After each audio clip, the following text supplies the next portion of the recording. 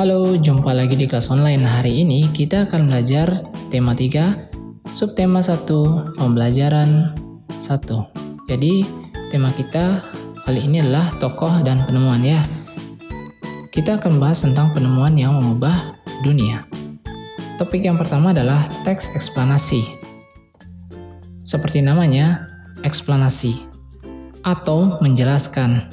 Teks eksplanasi merupakan sebuah teks yang berisi penjelasan atas sebuah kejadian atau fenomena yang berkaitan dengan alam, sosial, ilmiah, dan budaya ya. Jadi teks eksplanasi ini adalah teks yang berupa penjelasan tentang sesuatu, baik itu tentang sosial, ilmiah, dan budaya. Nah, kali ini kita akan membaca sebuah teks eksplanasi ilmiah ya yang menjelaskan tentang listrik mengubah wajah dunia. Nah, ini ada foto, nanti kita bahas siapa dia, oke? Pertama, listrik telah membawa banyak perubahan dalam kehidupan masyarakat di dunia. Michael Faraday, nah ini adalah foto Michael Faraday, adalah tokoh penemu arus listrik. Faraday lahir pada tahun 1791 di Newington, Inggris. Ia berasal dari keluarga miskin dan hanya sebentar merasakan pendidikan di sekolah. Dengan perjuangan keras dan semangat pantang menyerah, ia akhirnya berhasil membuat alat sederhana pertama yang dapat menghasilkan gelombang elektromagnetik. Nah, apa itu gelombang elektromagnetik? Nanti kita akan bahas.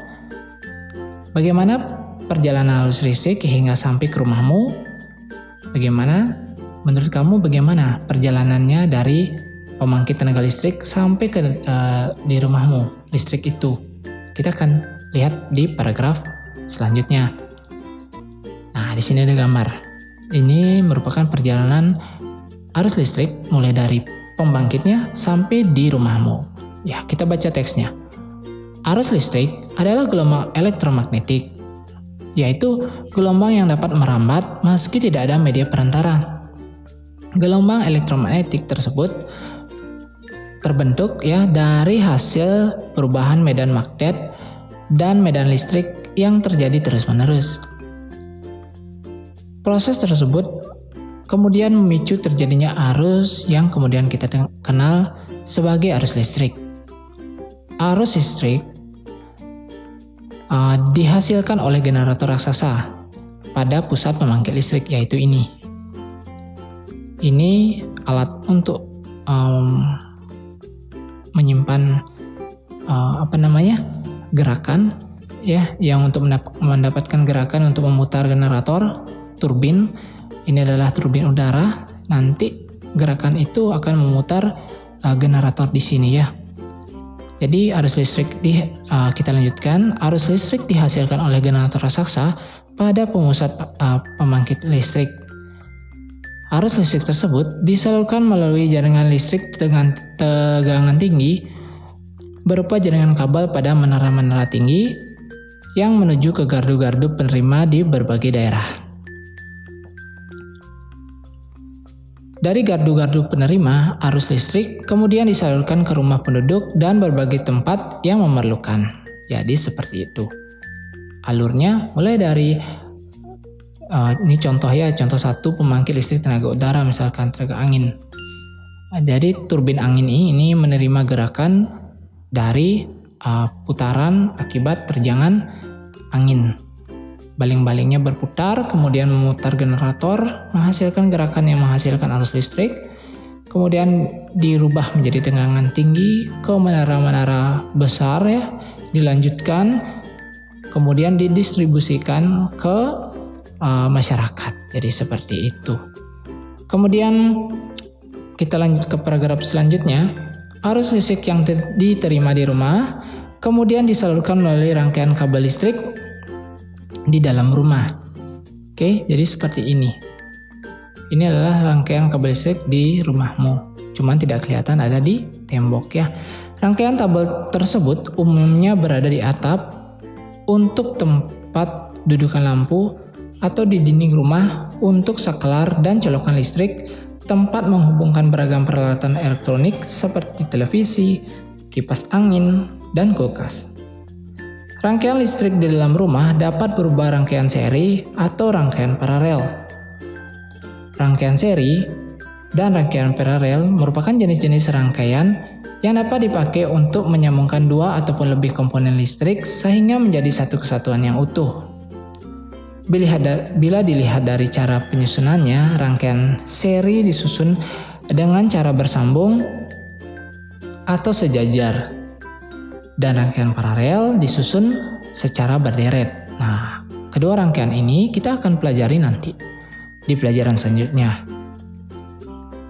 Yang perlu anak-anak ketahui adalah rangkaian seri ini tersusunnya adalah berurutan, ya. Sedangkan paralel disusun secara sejajar, ya. Ini mempunyai kelebihan dan kekurangannya masing-masing.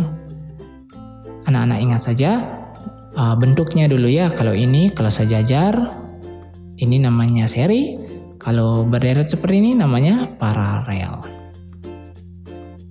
Contoh rangkaian seri dalam kehidupan sehari-hari adalah lampu senter. Rangkaian yang disusun seri pada lampu senter adalah baterai. Jadi baterainya berderet, ya. Berjajar. Apa tadi ya? Kita lihat oke. Disusun secara sejajar, ya. Sejajar. Kita lihat gambarnya di sini, ya. Ini pakai satu baterai. Kalau dua baterai, dia akan terlihat sejajar.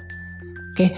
Hal tersebut yang menyebabkan lampu senter menyala sangat terang, namun baterainya cepat habis. Rangkaian seri dan paralel juga bisa ditemui pada lampu-lampu di rumah. Jadi betapa penting peranan listrik bagi kehidupan manusia. Tanpa listrik, tentunya kita akan mendapatkan banyak kesulitan dalam mengerjakan aktivitas sehari-hari. Namun demikian, kita juga harus tetap bijaksana menggunakan listrik dalam kehidupan sehari-hari. Oke, jadi itu adalah contoh teks eksplanasi, ya. Ada banyak sekali pesan yang bisa kita tangkap dari penjelasan ilmiah mengenai kelistrikan, ya. Jadi kita bahas teks eksplanasi itu, bahwa teks eksplanasi yang baru kita baca itu menjelaskan berbagai hal, ya, tentang kelistrikan, tentang rangkaian listrik, tentang terciptanya listrik oleh siapa, kemudian manfaatnya bagaimana, dari pembangkit listrik sampai ke rumahmu itu seperti apa prosesnya, dan lain sebagainya, ya. Di samping itu, teks eksplanasi yang tadi, jika diperhatikan, itu memiliki 6 paragraf. Nah, nanti anak-anak lihat sendiri, ya. Jadi apa sih itu paragraf? Paragraf adalah kesatuan pokok pikiran yang terdiri atas beberapa kalimat. Sebuah paragraf itu terdiri dari satu pikiran pokok, kalimat utama, dan lainnya adalah ide atau kalimat penjelas, ya. Bagaimana sih ciri paragraf? Bagaimana cara menghitungnya? Nah, biasanya paragraf itu dicirikan terlihat dia teks menjorok ke dalam untuk kalimat pertama seperti ini. Ya, jadi lihat aja itu, kita tahu nanti berapa ada paragraf dalam suatu teks bacaan. Oke, dari penjelasan teks eksplanasi yang tadi, cobalah anak-anak cari poin penting dari setiap paragraf. Nah, paragraf yang pertama, kedua, ketiga, keempat, sampai yang kelima, di sana kan tadi ada 6 paragraf. Nah, di sini yang kita cari poinnya adalah paragraf 1 sampai dengan paragraf 5, ya. Yang pertama, paragraf pertama, cobalah cari apa topik masalah yang akan disampaikan oleh penulis, tentang apa paragraf pertama itu, poin pentingnya. Yang kedua, apa yang kamu ketahui tentang arus listrik? Itu bisa dijawab jika anak-anak membaca paragraf kedua. Tulislah jawabannya di buku latihan anak-anak secara mandiri. Oke, sampai seterusnya, ya. Jika anak-anak sudah bisa menjawab semua pertanyaan dari setiap paragraf, maka anak-anak sudah memahami teks eksplanasi yang tadi. Anak-anak bisa pause video ini dan mencatat setiap pertanyaannya. Oke? Jika sudah selesai, kita akan lanjut. Kita akan mempelajari tentang rangkaian listrik pada senter. Sebelumnya, kita harus mengetahui komponen-komponen yang ada di senter tersebut. Ya, komponen itu adalah bahan-bahan dari satu kesatuan senter ini ya. Yang pertama, anak-anak sudah pasti tahu nih ya. Ada di nomor 1 adalah baterai. Ini adalah sumber tenaga dari senter itu ya. Untuk menyalakan cahaya dari lampu itu kita harus menggunakan baterai sebagai sumber cahayanya. Yang kedua, kita membutuhkan bohlam atau lampu. Yang ketiga, ada logam sebagai penyalur arus listrik. Yang keempat adalah saklar. Saklar ini fungsinya menutup dan membuka arus listrik agar anak-anak memudahkan untuk menghidupkan dan mematikan senternya. Oke. Nah, jika komponen-komponen utama tersebut dirangkaikan tanpa menggunakan pembungkus atau bodi luarnya,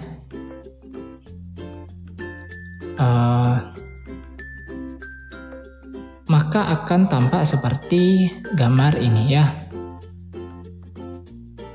Jadi tanpa ini, tanpa pembungkus ini, jika kita rangkai, dia akan nampak seperti ini. Jadi terlihat bagaimana komponen itu disatukan, mulai dari baterai, logam, saklar, hingga lampu. Jika kepala senternya dibongkar, yang ini kepala senter, kemudian dirangkaikan kembali hanya dengan menggunakan lampunya, maka akan tampak seperti berikut. Ya, jadi lampunya menempel di ujung kutub positif dari baterai. Nah, apa itu kok ada kutub positif? Nah, nanti kita akan belajar. Nah, sekarang anak-anak cuma harus memperhatikan rangkaian ini. Jadi, rangkaian listrik pada senter terdapat pada baterai yang diletakkan berbaris pada rangkaian seri lampu. Lampu-lampu juga diletakkan secara sejajar dalam satu baris ya. Ini mirip dengan rangkaian seri ya. Arus listrik yang mengalir pada rangkaian seri hanya berada dalam satu aliran kabel yang menghubungkan semua lampu. Nah, ini menggunakan satu aliran, biarpun tidak menggunakan kabel, dia menggunakan logam. Yang ini juga satu aliran saja, ya. Dari sini ke sini, ya, dari bawah ke sini hingga lampunya menyala. Nah, jadi rangkaian yang digunakan pada senter adalah rangkaian seri, gitu ya. Jadi logam ini juga bisa kita gantikan dengan kabel, ya. Ini menggunakan kabel, ini bisa kita gantikan dengan kabel. Kenapa dia menggunakan logam? Ini karena logam juga bersifat penghantar arus listrik. Jadi seperti itu. Poinnya adalah anak-anak mengetahui rangkaian seri pada senter. Nah, itu dulu. Untuk yang lainnya kita akan pelajari di materi selanjutnya. Oke, kita lanjut ke pengaruh listrik terhadap kehidupan sosial budaya masyarakat. Jadi listrik ini telah menjadi kebutuhan yang sangat penting bagi masyarakat untuk menunjang segala kegiatannya. Tidak dapat dipungkiri bahwa dengan ditemukannya listrik telah mengubah kehidupan sosial budaya masyarakat. Misalnya saja pada zaman dulu, sebelum anak-anak lahir mungkin ya, orang tua anak-anak zaman dulu, masyarakat tuh jarang beraktivitas pada malam hari karena keterbatasan alat penerangan yang mungkin dulu hanya mengandalkan obor ya. Tidak ada seperti sekarang lampu-lampu jalan yang menerangi jalan, anak-anak bebas beraktivitas di malam hari. Bahkan untuk belajar di malam hari sangat sulit bagi siswa zaman dulu. Harus menggunakan penerangan yang terbatas, seperti lilin misalkan. Ya, tulisan di buku pun tidak terlihat dengan jelas ya. Cepat merasa ngantuk ya karena gelap. Namun dengan adanya listrik, di zaman sekarang ini masyarakat tuh bisa lebih leluasa untuk beraktivitas pada malam hari. Baik untuk bekerja, belajar, maupun berrekreasi. Kalau dulu nggak bisa ya. Nggak bisa orang bekerja di malam hari karena gelap. Belum ada listrik. Nah, sekarang sudah ada. Kita beraktivitas di siang hari, kemudian malamnya juga bisa beraktivitas lagi. Jadi mobilitas kita lebih panjang dalam satu hari. Kalau dulu biasanya orang di siang hari saja beraktivitas. Jadi pertumbuhan ekonomi kita saat ada listrik itu semakin naik, semakin pesat ya, karena kita bekerja lebih lama. Ya, seperti itu contoh kecilnya. Nah, di sini anak-anak akan belajar untuk mengetahui bagaimana sih dulu sebelum ada listrik dan sesudah ada listrik. Benda-bendanya apa saja dulu dan sekarang ya. Sederhana, benda yang pertama sebelum ada listrik itu ada obor sebagai penerangan. Nah, setelah ada listrik kita menggunakan lilin ya. Nih Bapak salah ketik nih. Harusnya kita namanya nih bohlam ya. Ini namanya bohlam, ini baru obor ya. Dulu kita menggunakan obor atau lilin sebagai penerangan. Kalau sekarang kita menggunakan yang namanya bohlam. Oke. Kemudian zaman dulu sebelum adanya listrik kita menggunakan setrika arang. Jadi setrika untuk menggapikan baju itu di dalam setrika menggunakan arang sebagai pemanasnya. Nah, sekarang kita sudah menggunakan setrika listrik. Kemudian ada yang namanya cobek atau ulekan untuk menghaluskan bahan-bahan makanan. Nah, sekarang kita menggunakan yang namanya blender ya. Sudah ada listrik, gampang, tinggal tekan langsung halus bahan makanan. Kemudian yang paling kentara di zaman sekarang adalah surat. Dulu kita menyampaikan pesan jarak jauh menggunakan surat. Nah, di zaman sekarang setelah ada listrik kita sangat gampang mengirimkan pesan, tidak terbatas jarak. Kita menggunakan yang namanya teknologi telepon atau HP. Nah, coba anak-anak cari lagi benda-benda dulu dan sekarang sebelum ada listrik dan sesudah ada listrik ya. Coba eksplorasi sendiri di internet dan anak-anak pasti menyenangkan untuk tahu hal-hal seperti ini ya. Jadi sekian untuk pelajaran hari ini. Terima kasih sudah menonton dan sampai jumpa di video berikutnya. Terima kasih.